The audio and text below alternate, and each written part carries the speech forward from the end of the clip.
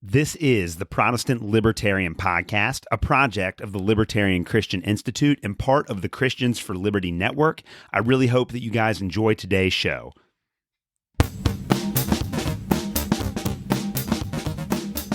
All right, guys, welcome to another episode of the Protestant Libertarian Podcast. My guest today is Trenton Hale. Trenton is a libertarian activist and writer who specializes in foreign policy, history, and economics. He is the author of multiple books and articles, and his work has appeared on the Mises Institute, the Libertarian Institute, and antiwar.com. He is also a regional coordinator for Students for Liberty and a Kentucky native. Today, we'll be discussing libertarianism, activism, the problems plaguing our society, and the 2024 election. Trenton, welcome to the Protestant Libertarian Podcast. Thank you for having me. I'm looking forward to talking with you. I've been following you for a while. You're a young guy. You've already done quite a bit of work. It's actually really impressive. Before we get into some of the questions that I sent you, just tell us about yourself, your background, and your work. Yeah, of course. So my name is Trenton Hale. I'm an activist and a writer. My activism mainly comes through Students for Liberty, where I serve as a regional coordinator. So what I do is coordinate activities in my region, making sure that all my local and state coordinators are on task, setting reports to staff, as well as coordinating major events in our region. And I am also the Students for Liberty President Chapter at Western Kentucky University, where I promote issues like free speech, anti-war, and the drug war, and free markets. I'm very active on there, doing a lot of events. I've been a writer for about 2 or 3 years now. I published 3 books, The Shadows of FDR, Challenging the Traditional Narrative, Freedom for All, How a Libertarian Society Would Function, and The Failed Idea, Why Socialism Fails in Theory and Practice. I've written numerous op-eds in the Libertarian Institute, Mises Institute, and antiwar.com. I've written about a lot of topics, but most of them have focused on foreign policy, a little bit of economics, as well as just general civil liberties. Yeah, that's pretty much it. Yeah, well, it is a pretty impressive resume that you stacked up. But I got to ask you, how did you become a libertarian? Because it seems like so many people that are like my age and younger, they either moved into the MAGA movement in 2016 because they wanted to reject, I guess, the prevailing powers that be, or they became what they consider to be as like radical socialists. They're very progressive. And now, whether or not they actually believe that philosophically is different between the rhetoric that they use to describe themselves. But it seems like the average young American is moving either into the MAGA wing of the right or into kind of the democratic socialist wing of the left. How does somebody like you become a libertarian? So I've always had a more libertarian leaning when I first got into politics, because I got into politics during 2020 during COVID. I was radicalized against the lockdowns. I was very much against that. At the time, I was a bit naive and believed being anti-lockdowns was being pro-MAGA. So I became very conservative, very much a Trump supporter. But as time went on, I didn't feel like the MAGA movement and Trump himself really resonated with me with the ideas of like limited government, anti-big government, that kind of stuff. And I started looking into alternatives. And one of my senators is Rand Paul, and he coins the term libertarian conservatives. I'm like, what is libertarian conservative? So I looked into that briefly, and I found it really fascinating. Pretty soon, I became a libertarian conservative, not a full-blown libertarian for a while. I was kind of I have more conservative beliefs than libertarian, but I had a lot of that libertarian beliefs in like limited government, going back to the Constitution, eliminating taxes as much as possible, that kind of stuff. And then I realized that Rand Paul had a father named Ron Paul, who was a full-blown libertarian who led this thing called the Ron Paul Revolution. I'm like, this is really interesting. So I looked into that, and I found a lot of his ideas very, very fascinating. And that really captivated me, watching his clips online and the debates. It was like opened my eyes to a whole new reality. Not too long after that, I was kind of debating if I should be more conservative or libertarian. But this is during the same time I became very much so anti-war, and there were conservatives online saying we shouldn't have pulled out of Afghanistan. And I'm like, no, we should have. Definitely should have. And I was kind of power trial. I'm like, it's screw this. I'm done with the conservative party, with MAGA. I'm full-blown libertarian. After that, I started going into more of the theory, like Milton Friedman, Thomas Sowell. Then I got into Friedrich Hayek, Mises, and then finally like Murray Rothbard. And that was my full descent into libertarianism right there. And I became a radical libertarian.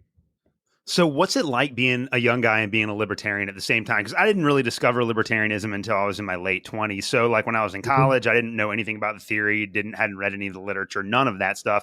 But you go to Western Kentucky University, and I'm sure that on campus, being a libertarian is very unpopular. And most people do not understand like the basic tenets of libertarian philosophy or Austrian economics. So, just tell us about your experience. What's it like being young? What's it like being on campus and also having these libertarian principles? So it's a little bit frustrating because we have all these great ideas. Most people don't like them. They tend to gravitate towards either progressivism or conservatism. So it's a little bit frustrating in that aspect, but you get to have a lot of interesting conversations about it, a lot of good debates, which I love debates. I love having these discussions about these important topics and presenting alternative viewpoints. So that part is actually really fascinating because you get a lot of people on campus that are very interested because they don't really know what it is. So that part is really fun, as well as just pissing off the socialists who hate what we say. That is one of the highlights of it because we've had people like walk up to my table and get really pissed off at it. They'll say nasty stuff about our views. And I'm just like, have a good day. Right. And just be very sarcastic. That part's really funny, but it's definitely a little more frustrating seeing people in like my generation gravitates more towards like statism and like more government, because it seems that that's the way with Gen Z is that we tend to believe more the government should do more, which I'm like, no, not at all. So that part is a little frustrating, but there is a lot of us in organizations that are promoting liberty on campuses, so it's frustrating, but there's also a lot of hope for people like myself who are very active on campuses pushing for liberty.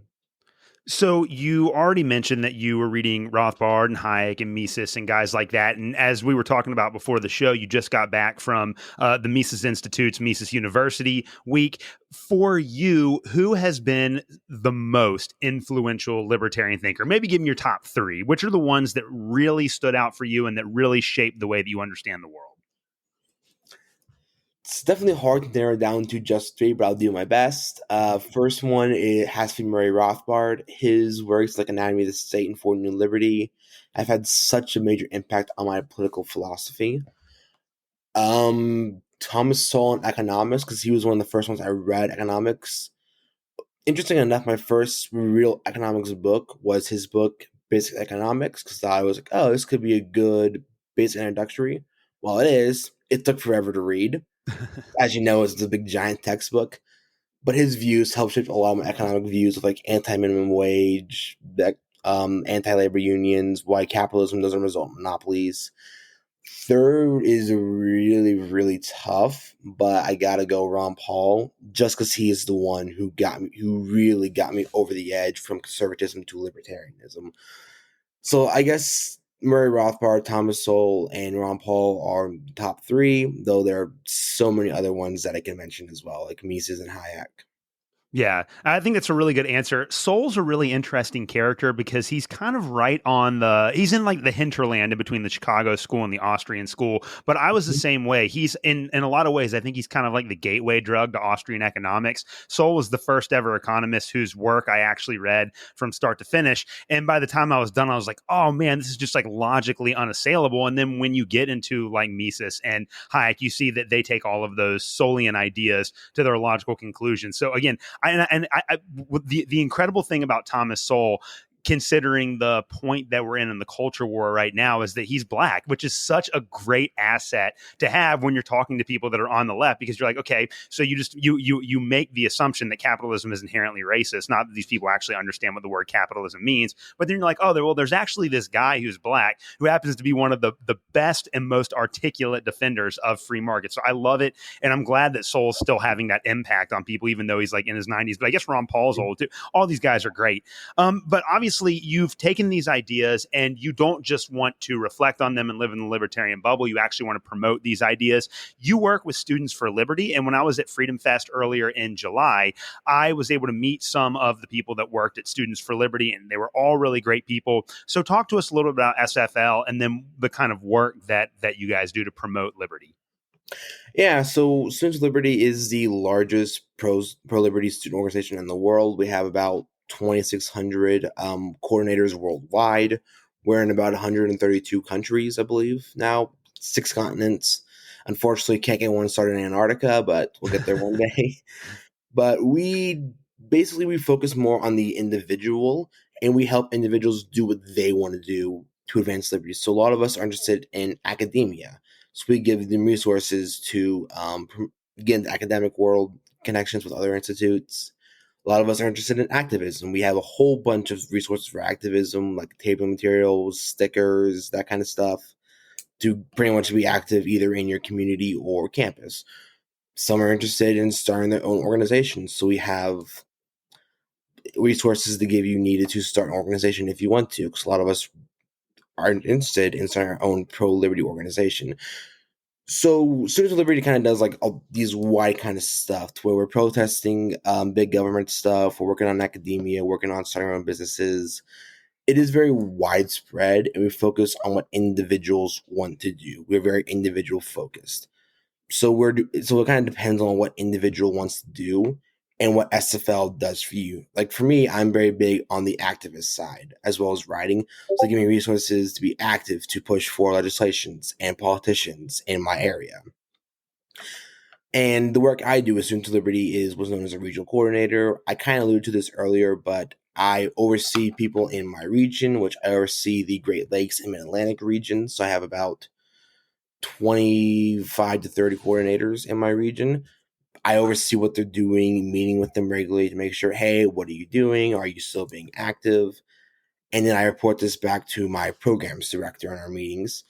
And I coordinate other activities on a regional basis, such as our regional retreats, which we do in the fall, and then hopefully a regional conference in the spring.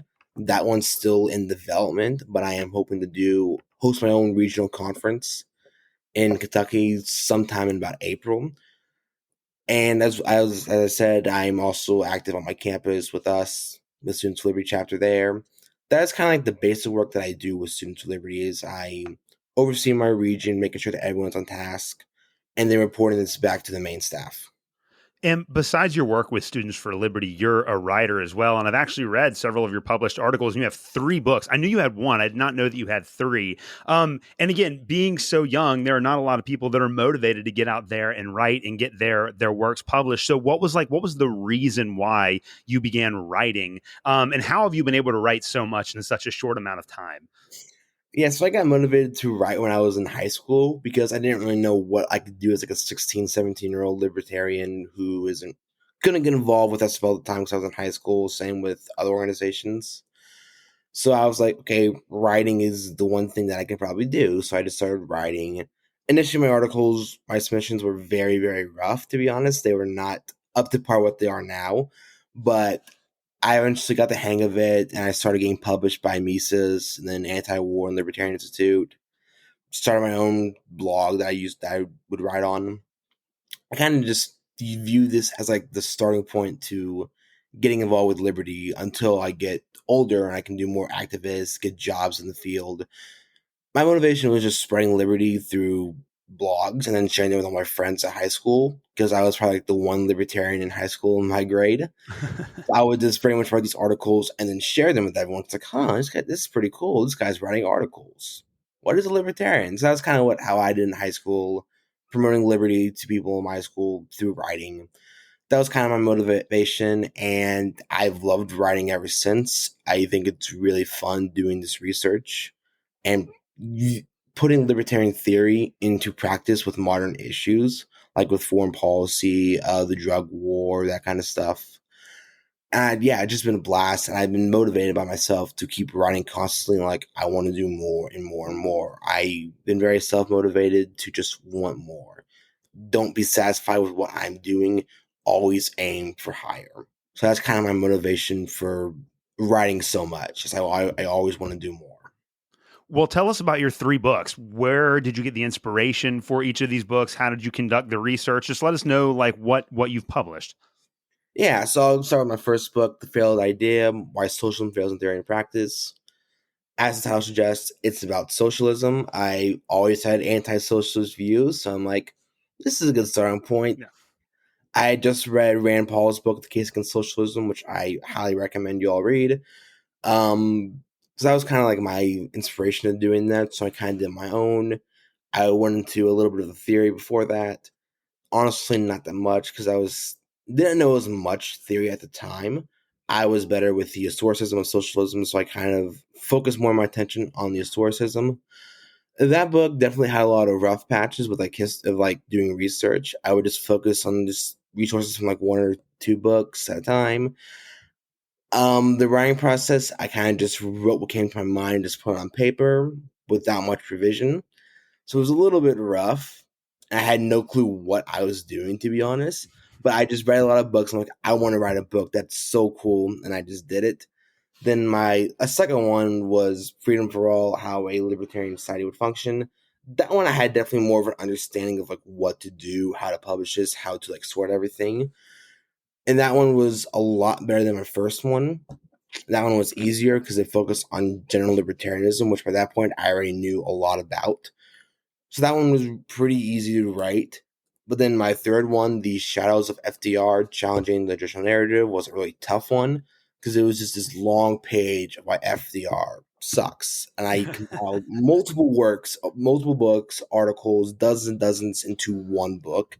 I used about like 800 sources in it, so I used a lot. I did a lot of research, bought a lot of books, read so many articles, checked out a lot of books at my library, basically focused on certain topics at a time and outlined it. This one was by far my best one, and definitely one of my favorite work I've ever done. That one, the process was more just finding stuff. I have so many shelves in my bookcase dedicated to FDR because I never liked him, and I find it fascinating with historical revision of like, this guy actually was really bad. He wasn't a great president. He was actually one of our worst ones. He prolonged the Great Depression, not ended it. He made World War II much worse than it needed to be. He implemented horrible things like the Japanese internment camps, which were one of the most blatant violations of civil liberties ever. So that he always fascinated me. So I've always been reading his work, and that kind of helped me get inspired to write that book more than anything else. The other ones were like, okay, I care about socialism, I care about libertarianism. This one was more like, this is really fascinating. While there's already anti-FDR works, there's always a need for more, in my opinion. Yeah, I totally agree with that. So how did you get involved with Mises, with like the Mises Institute, antiwar.com, and the Libertarian Institute, which are three of the organizations that have published your articles? Yeah, so I kind of just Mises was one of the first libertarian institutions I got into. They were my first introduction into like Austrian economics. I got involved with them through a TikToker named Praxben, watching his videos, promoting them. I'm like, this seems really interesting. And I was reading the work. I'm like, this is a really cool institute. There's like this big libertarian institute dedicated for Austrian economics. Like, sign me up for that. So I've been reading their works for years now, and I saw that you can submit articles. I'm like, I really want to get published by them. So I started submitting articles. First few ones were rejected because they weren't really good, to be honest. They were not worthy of being published. But then I finally had one published in early 2023, like, hey, this is really good. We want to publish this. I'm like, yes, please do. A Libertarian Institute, anti-war. I heard about them through Scott Horton, who is my favorite anti-war speaker and activist. So I wanted to write for them as well, because this is the time that I really, really started to focus on like ending endless wars and the war on terror. So I started writing articles about that. I wrote a few other ones on like Singapore, Matt Walsh, on Libertarian Institute. And I just submitted articles and they accepted me, no problem. By that point, I already knew how to write a good article and they accepted me, no problem. So it was just submitting articles to them because I was fascinated with the work they did. Yeah, I love it, man. Well, I want to talk to you about some issues that are facing our society right now. Obviously, you have a book called How a Libertarian Society Would Work, and so you've thought about this a lot. And this is great because on my podcast, I usually focus on the intersection between like biblical studies and theology and libertarian philosophy and Austrian economics, which is great. But I don't always get an opportunity to dive into some of these really important political and cultural issues that are facing our country today. And since you've written and published so much about this, I want to get your perspective on some of these things, and hopefully my audience can think about the current state of affairs in the United States and how we might, as libertarians, make it better. the first thing I got to ask you, and again, you kind of addressed this a little bit when you were discussing your experience with conservatives and progressives on college campus, but why is it that so many Americans are just oblivious to the ideas of freedom, or even worse, think that the ideas of freedom are dangerous? They kind of view, for when it comes to the first part with like why they don't embrace freedom, is because they already think we are free enough. They view the United States as this beacon freedom of the entire world, and that where we are at freedom, what more can we do? Which, I mean, I get, we have been probably the most free country in history. We are one of the best when it comes to freedom, but we still have a lot of issues facing us when it comes to being anti-freedom. So most people just aren't aware that there is more freedom to have. They think what we have now is pretty close to most free you can get, but there's so much more when it comes to freedom that they just don't think is out there, so they don't really explore it. And the reason why people gravitate more towards anti-freedom viewpoints today is I think a lot of the problems that we face today are because we have too much freedom.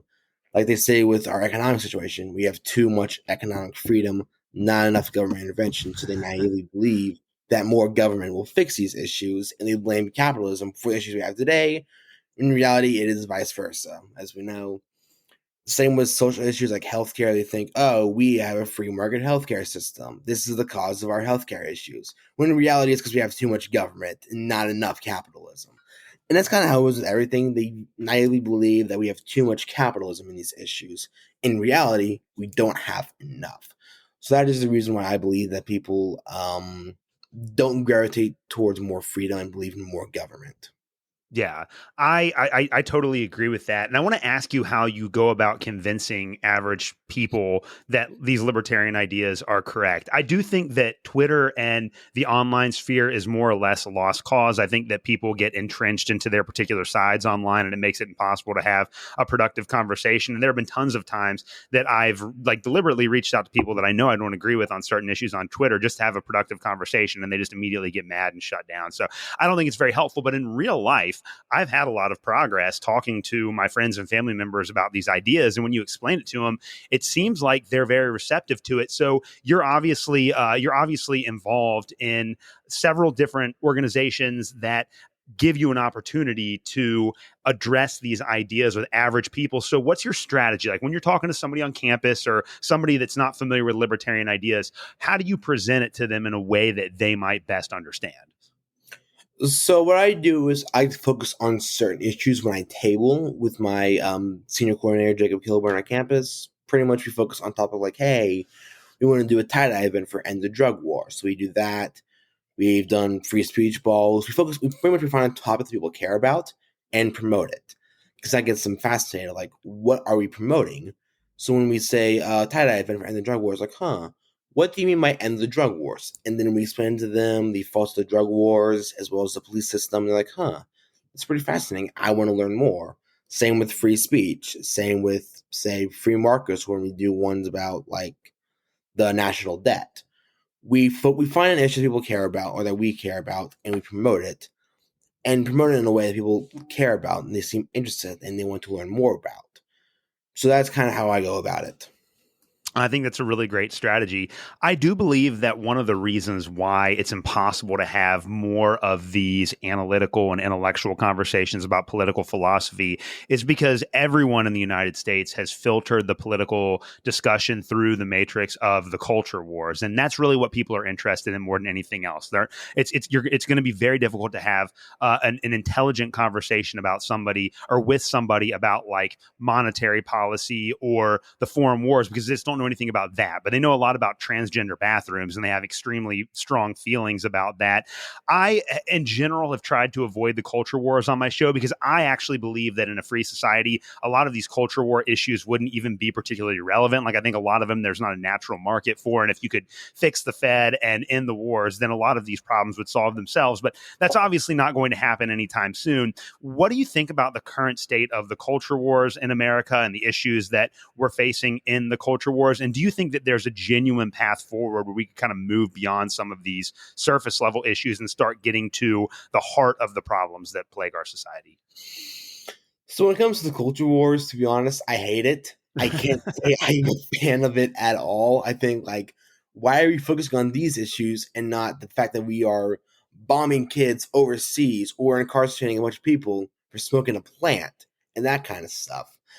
So I'm not a fan of that because I get frustrated because we have so many other issues where our government is committing violent atrocities and we're just caring about other stuff that, Amen. well, yes, is important. I'm not going to say these issues are not important. They don't compare to other stuff that we are doing, like the wars and economic freedom, that kind of stuff. In terms of the path forward, I really think we need genuine liberty to get fully past it. I don't think the options that conservatives and Democrats really present a good alternative that isn't going to just keep having the culture war continue to progress. We need genuine freedom to ensure that we have good culture. I think in a free society, these issues are not going to be are not really going to be prevalent. I think we need that as well as when it comes to cultural stuff, more Christianity, of course. I think that is a great thing cultural wise to have. Basically, just freedom and Christianity. And these are ways that we can solve the culture wars, though I am not overly optimistic about the future of these because both these ideas have been pretty repressed by a lot of people, unfortunately. Yeah, I completely agree with that. And you did make a great point at the beginning of that statement where you said that it's more appropriate and we ought to be outraged about what our government has done to innocent people overseas and what our government continues to do to innocent people overseas. But for the average American, they're much more concerned. It's like I said, going back to the trans bathroom issue. Like they'll get so angry on either side, left or right. They'll get so angry about the issue of trans bathrooms. Meanwhile, we're giving Ukraine and Israel billions of dollars a year to bomb innocent women and children, which I think is a much more morally grievous action to take than any sort of policy about bathrooms here in the United States. We obviously have a military industrial complex in the United States that has been running rampant for a very long time. In my entire life, I was born in 1989, we've been at war in the Middle East since I was born. Literally for my entire life, we've been bombing people in the Middle East, taking American taxpayer dollars and using that to hurt people that are of no strategic threat to the United States. And as of this morning, so we're recording on Monday, August the 5th.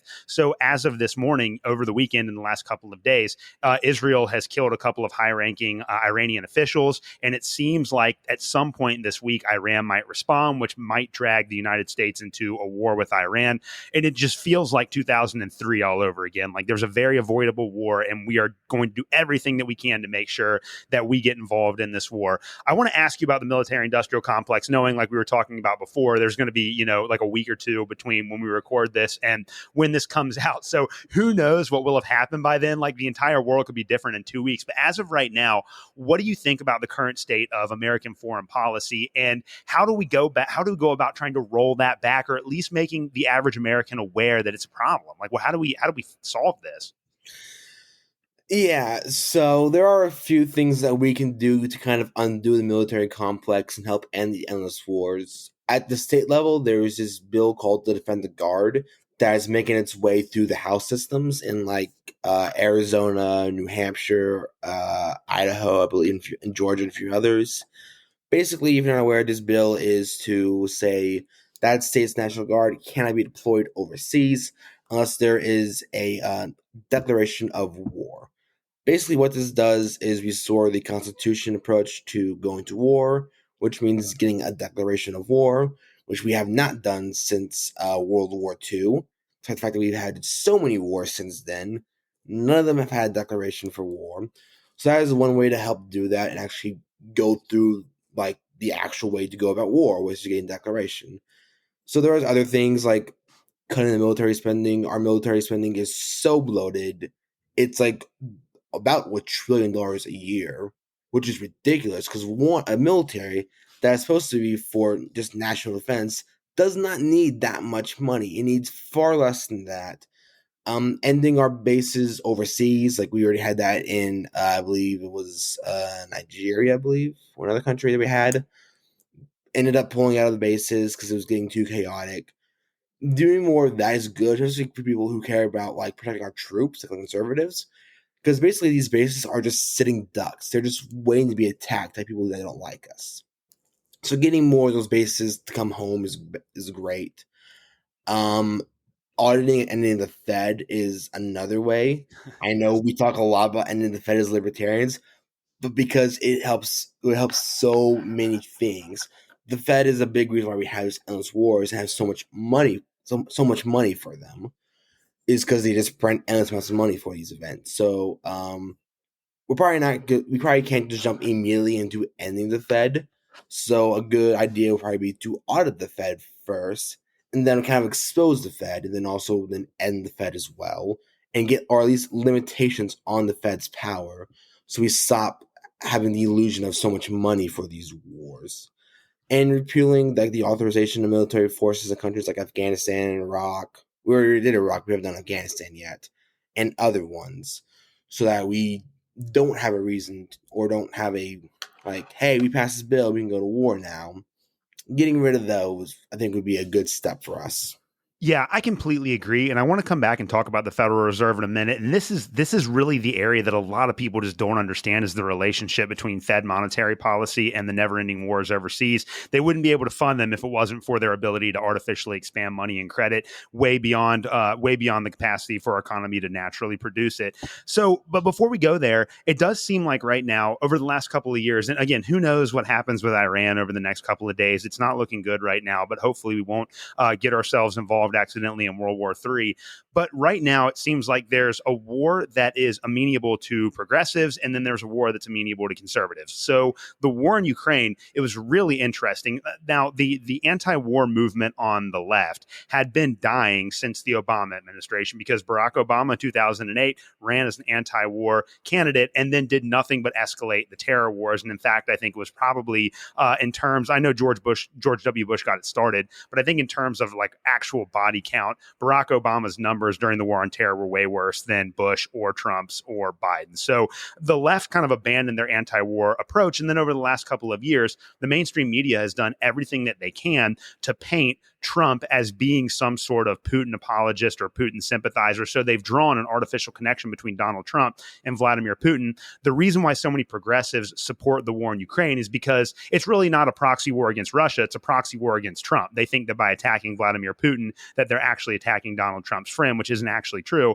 And then on the right, you have the neoconservative kind of evangelical Zionist types who are going to give an unlimited amount of military aid to Israel no matter what, some for theological reasons, some for political reasons. So the great thing about what the military industrial complex has done from a propaganda standpoint is that they have a war for both sides of the American political spectrum.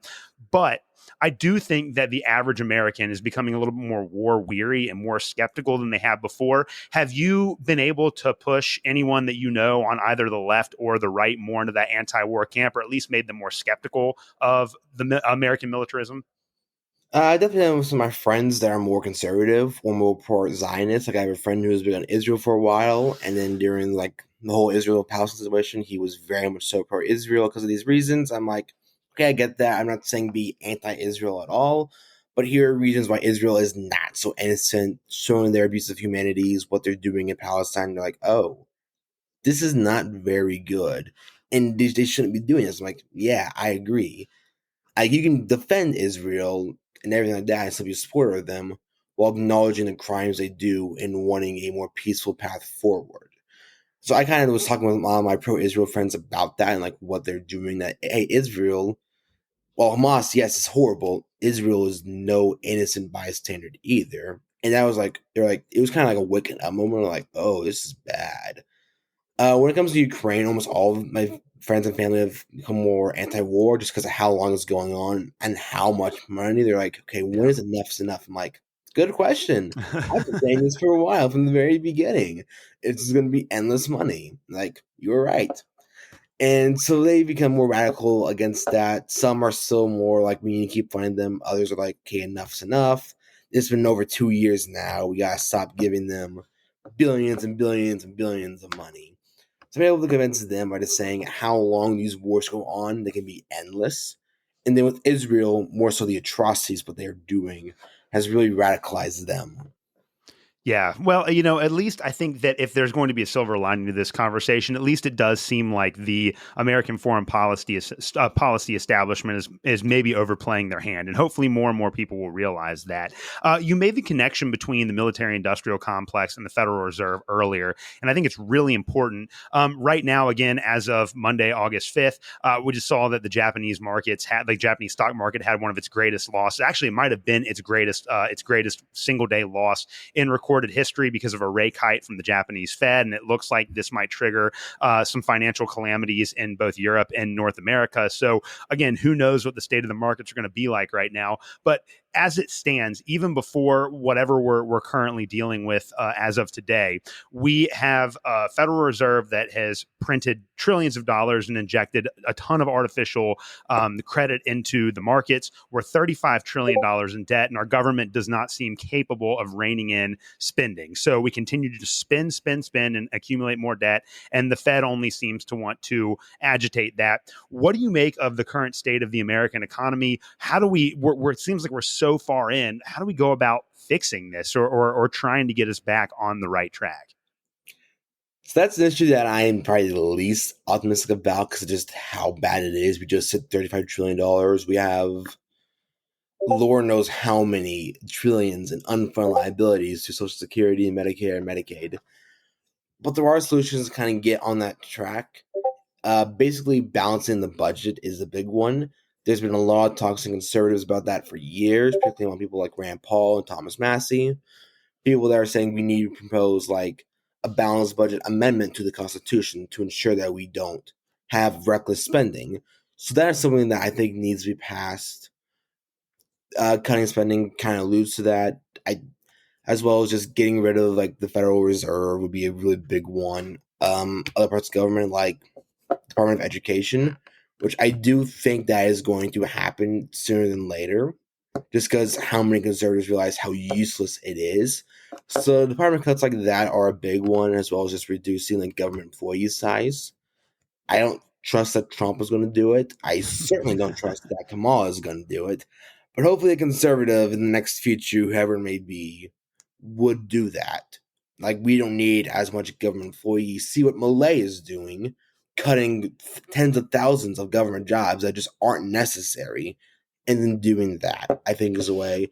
But I think we really need a balanced budget amendment to the Constitution to really get a big change to government spending. I love all of those proposals. I guess I'm like you. I'm very concerned that this area is the one where I think the least amount of change is realistically going to be possible. I kind of want to get your opinion on this because it's something that I've been talking with people about over the last couple of weeks. But I think that we're not going to be able to readjust the American economy essentially until the dollar is devalued so much that the economy implodes and we have to find alternative sources of currency, which is obviously going to cause a massive amount of economic pain for everyone living in America, and everyone will blame it on capitalism like they always do, even though it really is a phenomenon of the central bank and government spending. But I think that the only way that we're ever going to be able to reorient our economy is if we have, we've had a boom in American currency since the establishment of the Fed in 1913. And as good Austrians, we know that has to accompany a bust. So eventually, like the monetary market, the floor is going to fall out, right? Realistically, do you think that that's going to happen? And then do you think that we have to have that very painful correction to get back on track? I think at this point we do kind of need a painful correction, to be honest. I don't like saying that at all, but I do think at this point it is kind of necessary to really get people's minds to like what the problem is. So I would say, yeah, we do kind of need that. I don't think we're going to get there without this bust, pretty much. Yeah, no, I'm with you on that. Well, I want to kind of wrap this up before we talk about the election a little bit. I want you to explain to my audience how all of these institutions hurt the average American. The problem with the never-ending wars and with the monetary industrial complex of the Federal Reserve is that they harm Americans in ways that are not automatically perceptible. It's not like you go to the store and you can see a receipt that shows you exactly how these are harming you financially and socially. But we know that in the long run, they do, and that they've degraded our society, and that a lot of the social and cultural problems that we are facing right now are actually a result of these two negative influences. So talk to my audience about this. How do these issues hurt the average American citizen? Well, I actually do think they get a receipt about the stuff. It's called inflation. Well, yeah. We've gotten so much inflation that people's vaults are hurting to where like basic commodities like gas and food cost so much more money. Like I cannot tell you how much my parents have complained about this stuff since 2021. How much I've complained about getting gas and it's costing me a fortune. So I do think people are getting a receipt today about that, and they're going to continue to getting one because it's going to hurt savings where you got to spend more of your money on other stuff, and your paychecks aren't going to track with inflation. But for most part, they haven't been. So you're not saving as much money for the future. So you're not only decreasing the value of what you have right now, but in the future as well. You're not going to get as much money, and inflation keeps continue to happen throughout years. It's going to be less and less money you're going to really have. So you're going to feel the effects now with it, as well as like how much savings you're going to have. Like, what can you do for savings? Because we all know Social Security is not enough to be on your savings, and your money is going to continue to devalue as this stuff continues to go on. Yeah, I totally agree with that. Well, how do you see us achieving a libertarian society? Obviously, outreach is a big part of this, but do you see the implementation of a libertarian society in more of like a gradualist approach that we need to just kind of slowly chip away at the state as it exists right now? Do we go the New Hampshire route where all libertarians just move to one state, take it over, and secede from the union? What's the best way to achieve libertarian goals in our society? So I don't think there's like this one strategy for everyone to do. I think there's multiple ones. I'm not an agorist myself, but I do believe some of those ideas are ways to chip away. I just don't think it's a complete strategy, but I don't discourage it either. We can do it. I The New Hampshire idea, I'm not quite sure if that's really feasible. It's an interesting idea, no doubt. I just don't know how people are actually going to do that and how many people have done it. I think the best idea is kind of just chip away at the state a bit by bit to kind of degrade it and then maybe do secession as well, like New Hampshire and other states. Texas talked about it. Breaking apart the United States, I feel like, is a way to go about it. And also like chip away at the state to where you get more freedom and opportunities to kind of like get more libertarian ideas or libertarian towns, cities. I think a great way is focusing on state issues, getting those kind of stuff, like with libertarians, defend the guard, school choice, and getting rid of state income taxes. Issues that are winning and are popular in state levels, I think, is the best way to go about implementing libertarian policies. Yep, I love it. I love it. Well, we've come to the big one. And again, this is constantly in flux. Over the last 3 weeks, we have seen an incredible amount of changes in the dynamics for the 2024 political election, our presidential election, rather. The first was with the near assassination of former President Donald Trump. Again, I'm not 100% certain that something like that won't happen again. The Secret Service messed up once. So what's to say that they won't mess up again? Obviously, we have Joe Biden dropping out of the race and endorsing Kamala Harris. Obviously, the DNC starts this week. I am also of the opinion that Kamala Harris is not necessarily a lock and that she might not be the nominee for the Democrats. You have RFK this election cycle, which I really do think he has the opportunity. I think that in a lot of ways, they're giving RFK the Ron Paul treatment. I think the media is ignoring his campaign and it has a lot more momentum than people realize. And so he has a huge opportunity to make some noise. And you have the Libertarian Party candidate, Chase Oliver, not well loved by many members of the Mises wing of the Libertarian Party. Nonetheless, it does seem like he could do a great job of pulling away some disaffected leftists into the Libertarian camp. So there are a lot of dynamics going on in this race. And of course, we we have the wars. Who knows what happens with Iran? We have Israel. We have Ukraine. We have the potential for an economic recession. There's so many variables between now and November that it's kind of hard to see what's going to happen. But I wanted to just get your thoughts on everything that's going on. What do you think is going to happen in this cycle? Where do you think the current state of the presidential election cycle is? What are your thoughts on all that? So when it comes to the election, when it comes to like who's going to win, I have zero clue what's going to happen. If it is going to be Trump, if it is going to be Kamala, because Kamala is, I don't know if voters are going to be less excited about her or more excited because it's not Biden. So I don't really know. I could see it going either way. I do believe she is going to get it. She has enough delegates that have pledged to vote for her. There's no one really else running for it. So I do believe she is going to get the nominee, no question. I'm not really excited about either Trump or Kamala.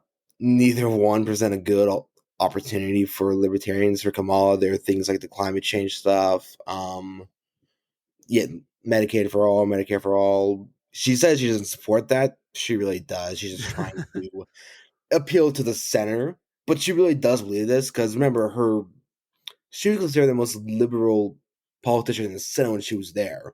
More so than Bernie Sanders, a self proclaimed democratic socialist.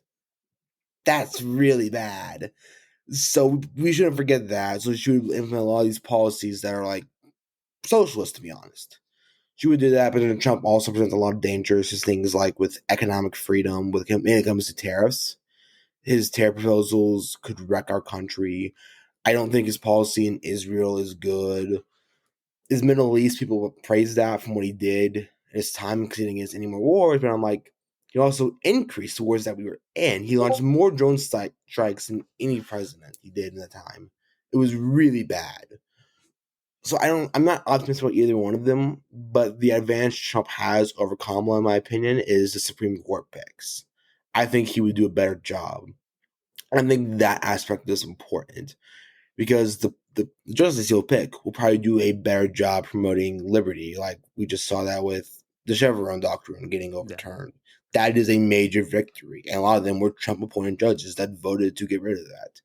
If he picks judges that are going to do that, that is a major win for liberty long term, even if his other policies are crap.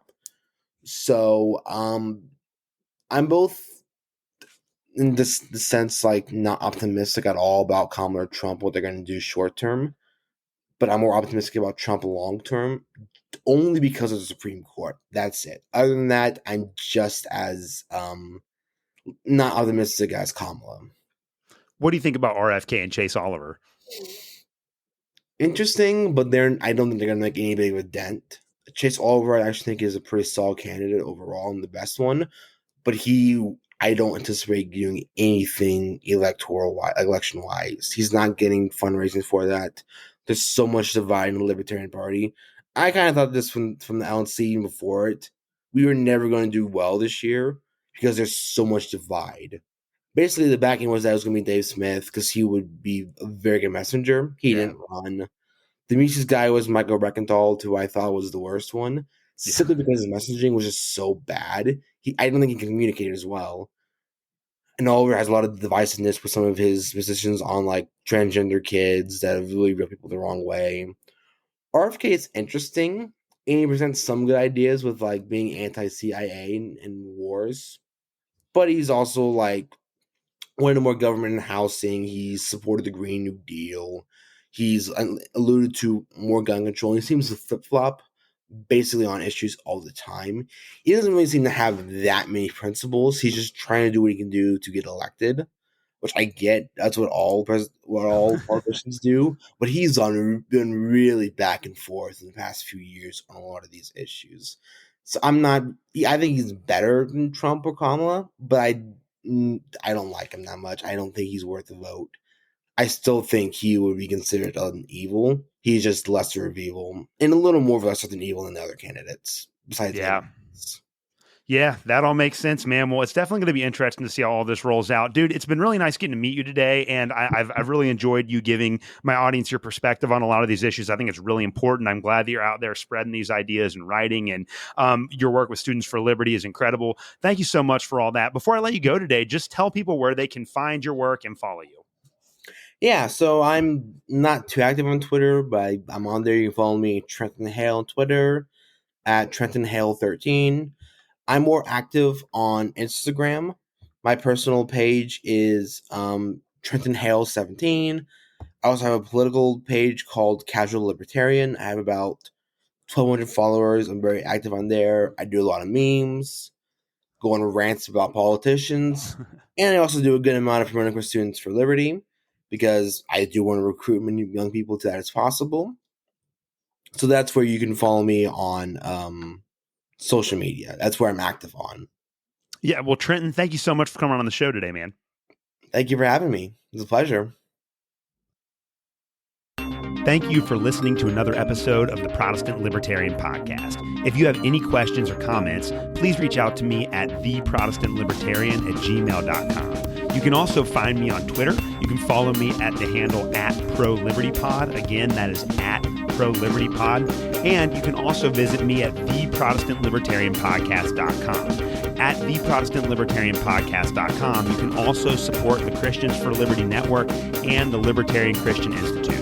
Thank you guys so much for listening to this episode, and we will see you next Tuesday.